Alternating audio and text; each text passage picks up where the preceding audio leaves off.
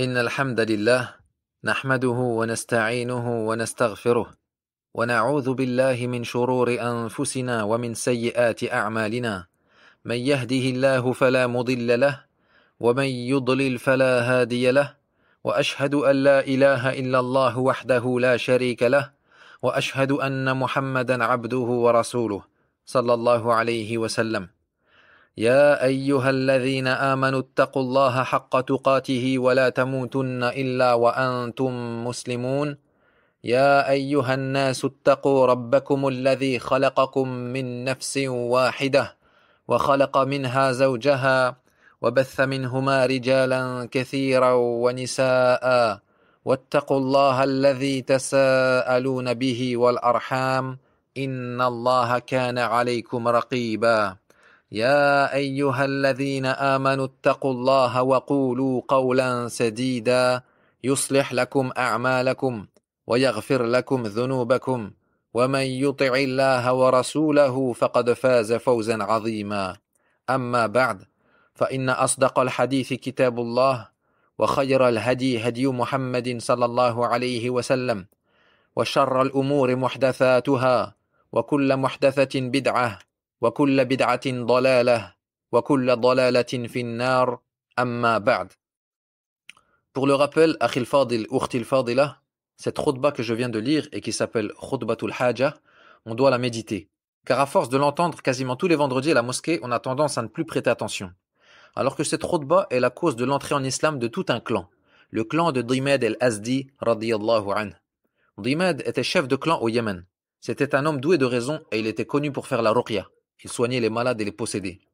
Un jour, dans les premières années de la révélation, il fit une halte à Mecca. Et en arrivant, il entendit dire par les sceaux de Quraysh que Mohammed est Majnoun. Car les mushrikoun, de peur que la da'wa du prophète sallallahu alayhi wa sallam se propage à Mecca, lorsqu'arrivait un visiteur, ils le mettaient en garde contre lui, en disant qu'il est Majnoun, que c'est un sorcier, que c'est un menteur, etc. Donc, Dimad se dit, Ana rajulun raqin, je pratique la ruqya, fala'alla Allah an yashfiyahu ala yaday. Il se peut qu'Allah le guérisse par ma cause. Et il se dit alors, plein de bonne intention, que s'il rencontrait le messager d'Allah sallallahu alayhi wa sallam, il lui ferait la ruqya. Et effectivement, il rencontra le prophète sallallahu alayhi wa sallam. Il lui dit alors, Ya Muhammad, inni arqin nas, je fais la ruqya aux gens. Wa qad shafa Allahu ala yadayya man sha'a min ibadi. Et Allah, par ma cause, a guéri nombre de ses serviteurs. Fahal laka dhalik? Qu'en dis-tu? Yani que je te fasse la ruqya. Et subhanallah, on voit dans ce hadith la sagesse et le sabre du prophète sallallahu alayhi wa sallam. Imagine-toi qu'un homme vienne te voir et te dise ça. Est-ce que tu vas supporter une telle parole? Eh bien, écoute ce que lui a répondu le messager sallallahu alayhi wa sallam. Il ne s'est pas énervé, il ne l'a pas frappé ni insulté. Il lui a simplement dit Innal hamdalillah, nahmaduhu wa nasta'inuhu wa nastaghfiruh, wa na'udhu billahi min shururi anfusina. Man yahdihillahu fala mudilla lah, wa man yudlil fala hadiya lah. وأشهد أن لا إله إلا الله وحده لا شريك له وأشهد أن محمدا عبده ورسوله. Et là, Dimad, il entend ça et lui dit Répète-moi ce que tu viens de dire. Le prophète sallallahu alayhi wa sallam lui répéta alors une deuxième fois, puis une troisième fois. Et là, Dimad lui dit لقد سمعت قول الكهنة والسحرة والشعراء وهذا ليس من كلامهم. J'ai certes entendu les paroles des devins, des sorciers et des poètes, mais ceci n'en fait aucunement partie. Puis il lui dit وَلَقَدْ بَلَغَتْ كَلِمَاتُكَ قَامُوسَ الْبَحْرِ. Et tes paroles ont certes atteint le summum de l'éloquence. هَاتِ يَدَكَ أُبَيِّعْكَ عَلَى الْإِسْلَامِ. Donne-moi ta main que je te fasse allégeance de mon islam. Le prophète sallallahu alayhi wa sallam lui dit alors وَعَلَى قَوْمِكَ, yani au nom de ton peuple également, car Dimad était chef de clan. Il lui répondit وَعَلَى قَوْمِي, et au nom de mon peuple. Et voilà comment Dimad al-Azdi radiyallahu anhu et tout son clan entrèrent en islam par la cause d'avoir entendu le début de Khutbat al-Haja. Subhanallah.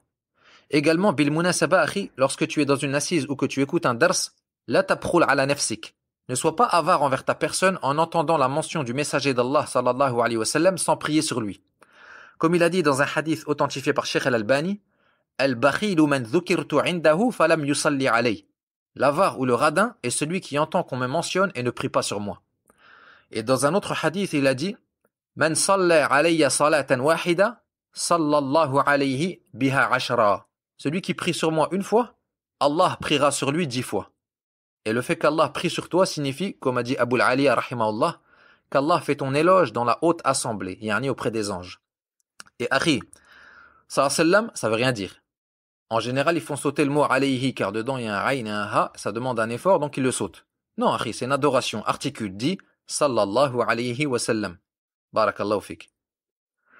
Ceci dit, donc voici le premier cours sur l'explication d'un livre dont le contenu est très court, mais dont le profit est immense, et dont le titre est Al-Qawa'idul Arba', les 4 règles, du cheikh de l'islam, le revivificateur de l'appel au tawhid, al-cheikh Muhammad ibn Abdel Wahhab, rahimahullahu ta'ala. Dans cette série de cours, Inch'Allah, on va parler quand même un peu en arabe. Au minimum, on va citer les définitions, les catégories en arabe et en français, afin de s'habituer, car les durus en français, ça doit juste être temporaire, en attendant de pouvoir écouter les savants directement. En gros, pour imager, les traductions, c'est un peu comme la béquille qui t'aide à avancer, et le but, c'est de se débarrasser de la béquille le plus vite possible. Et comme ça, si demain tu décides d'arrêter les durus en français, eh ben au moins tu auras déjà les définitions notées en arabe dans ton cahier. Car évidemment, il faut prendre des notes, akhi. Yani celui qui veut faire talab al-ilm, il est obligé de prendre des notes, puis de réviser. Car le fait de ne pas écrire ni réviser, là, yukhrij taliban al-ilm. Au mieux, yukhrij muthaqqaf, yani un cultivé, comme on dit. Une ma'louma par-ci et une faïda par-là. Mais ça donne pas un talib ilm. Car sans prendre de notes, après le dars, tu vas retenir peut-être 20-30% maximum de ce qui a été cité.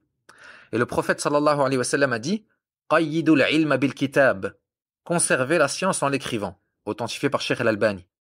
Et on rapporte que l'imam al-Shafi'i rahimahullah a dit dans des vers de poésie « Al-ilmu saydun wal kitabatu qayduhu qayyid suyudaka bil hibali al-wathiqa famin al-hamaqati an tasida ghazalatan wa tatrukaha bayna al-khala'iqi taliqa » La science est un gibier dont le filet ou le piège est l'écriture. Attache donc tes proies avec des liens solides. Car il serait stupide que tu chasses une gazelle, puis que tu la laisses s'échapper dans la nature. Également, à Khan al-Fadil, il nous incombe, avant toute adoration, que ce soit monter sur le minbar, propager une faïda, faire un rappel ou autre, de regarder notre cœur et regarder notre niyya, et de faire preuve de ikhlas. Et il n'y a pas une chose plus dure pour le nefs que l'ikhlas. Pourquoi?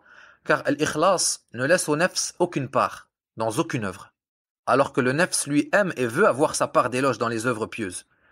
Donc il nous est obligatoire de lutter et faire le djihad à notre nefs pour atteindre al-ikhlas. On rapporte que Sufyan al-Thawri, rahimahullah, a dit « Jahadtu nafsi ala al-ikhlas 20 sana » J'ai combattu mon nefs pour atteindre l'ikhlas pendant 20 ans. Allahu Akbar.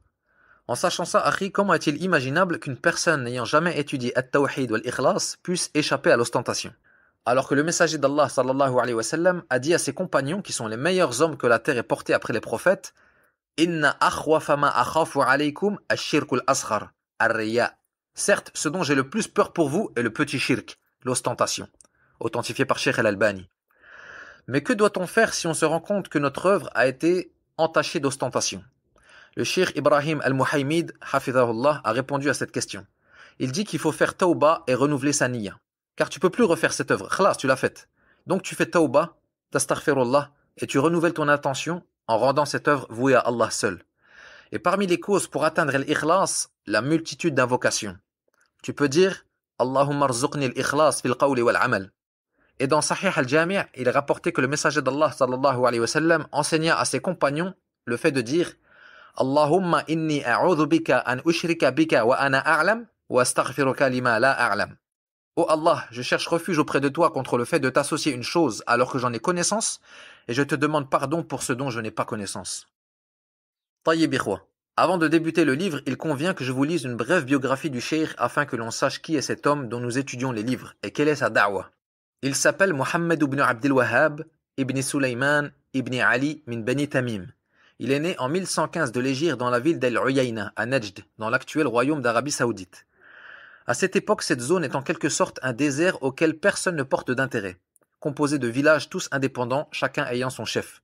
Le cheikh grandit dans cette époque où le madhab d'Ahli Sunnati wal Jama'a avait considérablement faibli, et où se répandirent l'ignorance, les innovations, la sorcellerie et les devins. Sachant que nous sommes environ 400 ans après la mort de Cheikh al-Islam ibn Taymiyyah et de ses élèves, rahimahumullah. Il y avait des savants hanbalites à Najd, mais dans le fiqh seulement. Ils ne donnaient pas d'importance à la croyance. Et beaucoup étaient sur la aqida des Ash'a'ira et des Maturidiyya, comme la majorité des pays musulmans à cette époque. Il y avait aussi du tasawwuf et des bid'a. Yani à cette époque, dites-vous que le jeune voulant l'istiqama devenait soufi. Il portait une longue cape, un turban, des adhkar bid'aya et tawaf autour des tombes. Le cheikh grandit tout de même dans une atmosphère religieuse. Son père et son grand-père étant des savants, il mémorisa le Coran à l'âge de 9 ans. Allah Ta'ala lui octroya l'intelligence et la compréhension. Il se mit à lire les ouvrages de Cheikh al-Islam Ibn Taymiyyah et de son élève Ibn al-Qayyim, ainsi que les livres des Salaf. Puis il partit à Mecca pour faire le Hajj et demander la science. Il se dirigea ensuite vers Al-Madinah pour continuer Talib al-Ilm, où il prit la science de nombreux savants. Puis il partit en Irak pour la même raison, avant de revenir à Najd. Mais une fois rentré chez lui, il ne put se taire sur les innovations et l'égarement des gens. Il commença l'appel au Tawhid à Al-Uyayna et présenta sa da'wa au chef de la ville qui l'approuva et lui promit de l'épauler. Et c'est ainsi que le cheikh démolit de ses propres mains le dôme qui était sur la tombe de Zayd ibn al-Khattab radiyallahu anhu à Al-Uyayna, où les Juhal venaient faire toutes sortes de shirkiyat. Il commença également à appliquer les hudud, yani les sentences islamiques.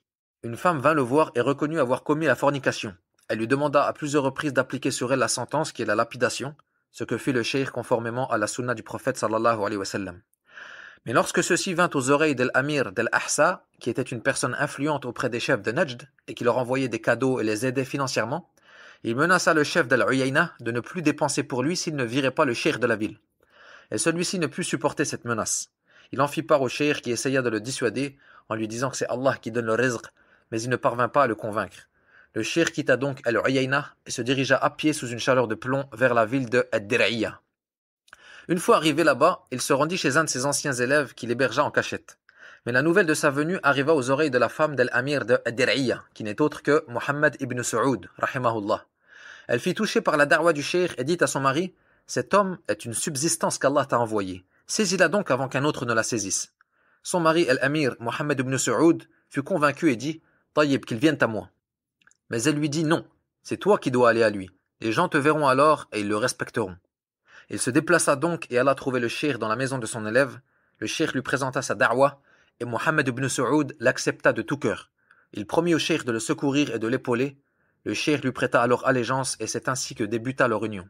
Rahimahumallah. Le cheikh commença donc à enseigner et à écrire des livres. Ses élèves se multiplièrent à Ad-Dir'iyya et petit à petit il forma une armée pour faire le djihad, afin que la charia d'Allah soit appliquée et que le shirk soit aboli. Puis, après s'être préparés, ils partirent conquérir les villes aux alentours. Allah les secourut dans cette tâche et toute la région de Najd se retrouva sous l'autorité de Muhammad ibn Saoud. Voilà comment débuta cette da'wa mubaraka et le cheikh mourut en 1206 à environ 91 ans rahimahullah ta'ala. Et nous voyons encore aujourd'hui les traces de cette da'wa. Et subhanallah, aujourd'hui encore, le royaume d'Arabie Saoudite est gouverné par Al-Saoud. Et aujourd'hui encore, la partie religieuse est confiée à Al-Sheikh, qui ne sont autres que les descendants du cheikh Muhammad ibn Abdul Wahhab, rahimahullahu ta'ala. Taïb, maintenant une question se pose. Pourquoi débutons-nous talab al-ilm, la demande de science, par l'étude des livres du cheikh Muhammad ibn Abdul Wahhab? Et en quoi s'est-il distingué des autres savants? La réponse, car il n'y a aucun savant qui a détaillé les masaïl de Tawhid al-Uluhiyya une par une comme ce cheikh, même parmi les livres de ses prédécesseurs. Et cela n'est en aucun cas du temps sur les autres savants. Mais plutôt cela est dû au fait que le shirk, les bid'a et le jahl ne se sont pas autant répandus à leur époque qu'à l'époque du cheikh, au point que la sunna devienne bid'a et la bid'a sunna. On rappelle quand même qu'en 1115 de l'Hégire, on est sous l'Empire ottoman, dont les dirigeants non arabes étaient complètement ignorants de la réalité du tawhid. Ils faisaient construire des mausolées partout et participaient à la propagation de l'adoration des tombes, bien plus que dans les siècles précédents. Prenons par exemple le livre Al-Aqidatu Tahawiyya. Il y a dedans une seule phrase qui parle de Tawhid al-Uluhiyya de manière claire et une autre phrase qui en parle de manière indirecte. Tout le reste parle du qadar, de l'amour envers les sahaba, de l'asma wa sifat, etc. Pourquoi? Car le shirk fil ibada ne s'est pas propagé à leur époque comme il s'est propagé à l'époque du cheikh Muhammad ibn Abdul Wahhab. Voilà pourquoi les ulama auparavant ne se sont pas focalisés sur Tawhid al-Uluhiyya autant que lui. Et Tawhid al-Uluhiyya, ikhwa, huwa al-khusuma bayna ar-rusuli wa aqwamihim. C'est le sujet de désaccord entre les messagers et leur peuple. Et c'est la base de notre religion. Taïb, la deuxième raison pour laquelle nous étudions ces livres en premier, tu remarqueras, ya talib al-ilm, que le cheikh ne ramène jamais une parole sans citer son dalil, au point que dans certains de ses livres, il ne dit rien d'autre que « Qala Allah, qala Rasulullah, qala sahabi fulan, wa hakada ». Wa huna fa'ida. Le cheikh ne fait que rarement des commentaires dans ses livres. Il ne parle presque jamais. Mais s'il commente, sois sûr, Akhil Fadil, que c'est pour te donner une perle ou un diamant. Alors sors ton stabilo et surligne. Troisièmement, parmi les raisons qui font qu'on étudie ces livres en premier, tout simplement car ces livres sont écrits pour les débutants. Ils sont courts et simples, c'est ce qu'on appelle al-mukhtasarat. Yani ce cheikh nous enseigne la plus importante des sciences d'une manière résumée. Et c'est exactement ce dont a besoin le débutant dans la demande de science. Car la science s'apprend petit à petit par échelon. Comme a dit Az-Zuhri, Man talaba al-ilma jumlatan, fatahu jumla. Wa innama yudraku al-ilmu hadithun wa hadithan. Celui qui demande toute la science d'un coup, la manquera tout d'un coup. Mais plutôt la science s'acquiert par un hadith, puis deux, etc. Et on dit que les savants rabbaniyoun sont ceux qui enseignent aux gens sirar al-ilm qabla kibarihi, c'est-à-dire al-mukhtasarat avant al-mutawwalat. Et c'est pour ça que c'est très important d'avoir un cheikh qui te conseille et te dirige vers ce par quoi tu dois commencer. Car si tu veux faire talab al-ilm tout seul, tu vas te retrouver face à un bahr, un océan de kutub. Tu vas aller à la Mektaba pour acheter un livre, il y a des centaines de livres devant toi. Ton œil va tomber sur At-Tadmuriyya ou At-Tahawiyya, peut-être tu vas te dire, Masha'Allah, celui-là j'en ai entendu parler, j'achète. Et tu commences par At-Tahawiyya alors tu n'as même pas étudié Al-Qawa'id al-Arba'.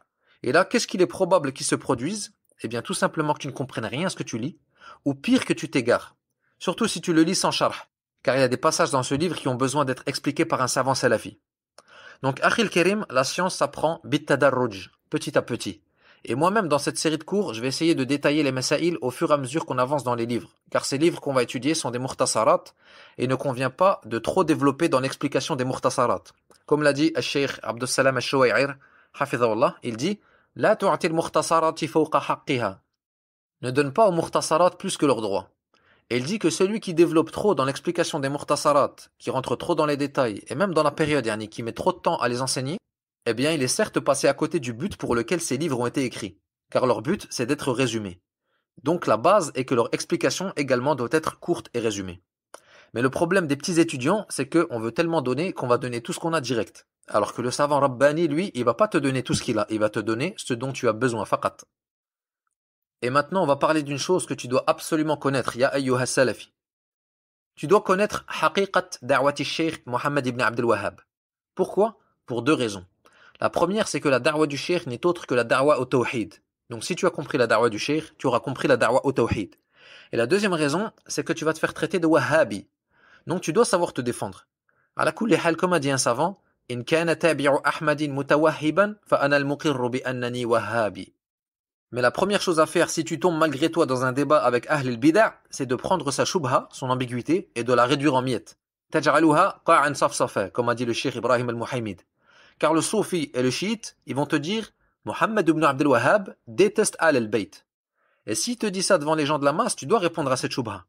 Donc toi tu lui dis comment s'appellent tes enfants? Fulan, Fulan, Fulan. Et là tu lui dis eh bien sache que le cheikh Mohammed ibn Abdel Wahhab a nommé tous ses fils par des noms de al-Bayt. Khlas, qa'an safsafa. Sauf un qu'il a nommé Abdul Aziz. Parmi ses fils il a Hassan, Hussein, Abdullah, Ali qui est mort jeune, il en a alors appelé un autre Ali, et Ibrahim. Tous ces noms sont des noms de Al-Bayt, sauf un qu'il a appelé Abdul Aziz. Ou le Soufi va te dire aussi, vous Al-Wahhabiyya, vous n'aimez pas le prophète sallallahu alayhi wa sallam, parce qu'on n'invoque pas en dehors d'Allah et qu'on ne fait pas de shirk sur sa tombe. Alors toi, détruis sa shubha, réponds-lui, celui qui n'aime pas le prophète sallallahu alayhi wa sallam est un apostat mécréant. Lakin laysa min mahabbatihi al-ghuluw fihi wal-ibtida'u fi dinihi.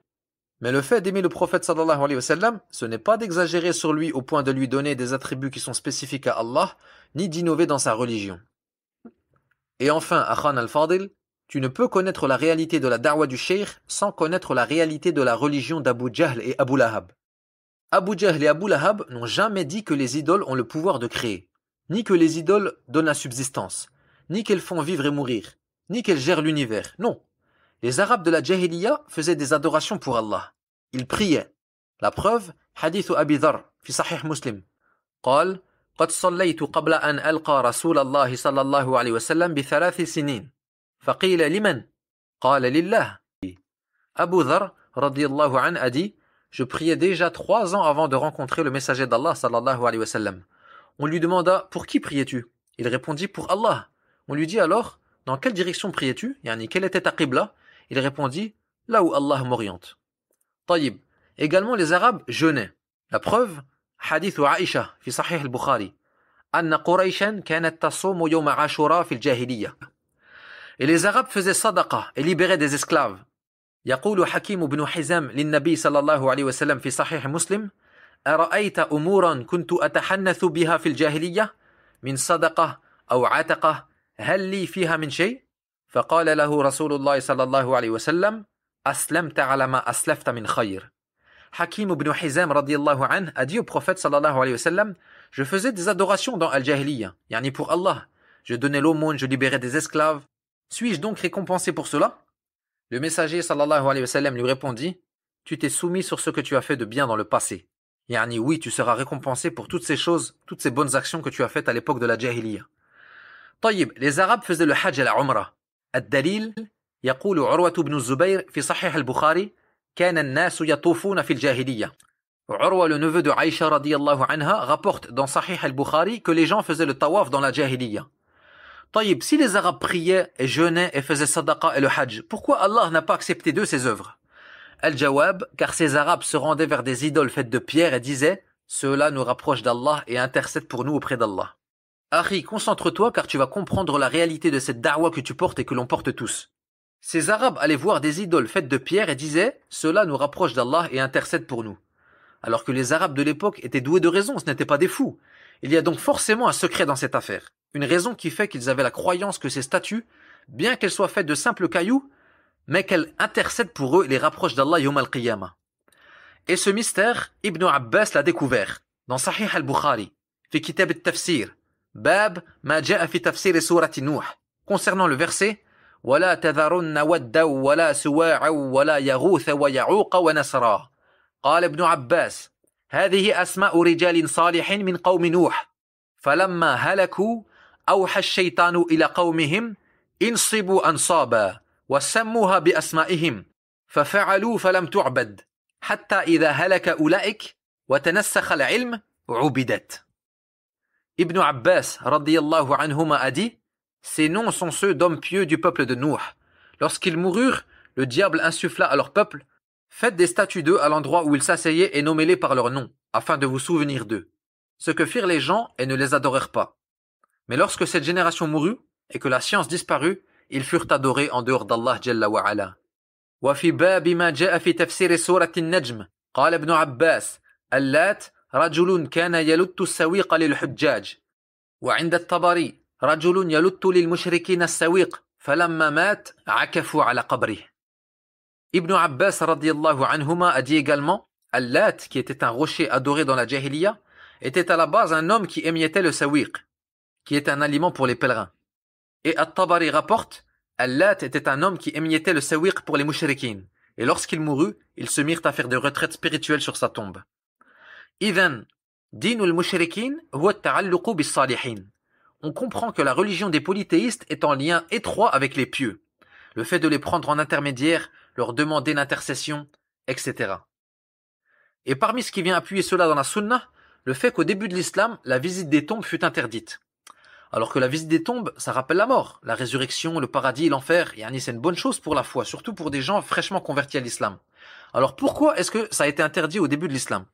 Réponse, car les Arabes sortaient tout juste de l'adoration des morts, al-awliya, les alliés d'Allah selon eux. Donc, saddan lidhari'a, pour fermer la porte au shirk, la visite des tombes fut interdite, jusqu'à ce que le tawhid s'enracine dans le cœur des sahaba.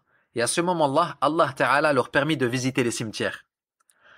Taïb, revenons au Coran. Si tu médites certains versets, l'affaire va te sembler évidente. Allah dit « Innal ladhina tad'ouna min dunillahi ibadun amthalukum » Ceux que vous invoquez en dehors d'Allah sont des serviteurs comme vous. Des serviteurs.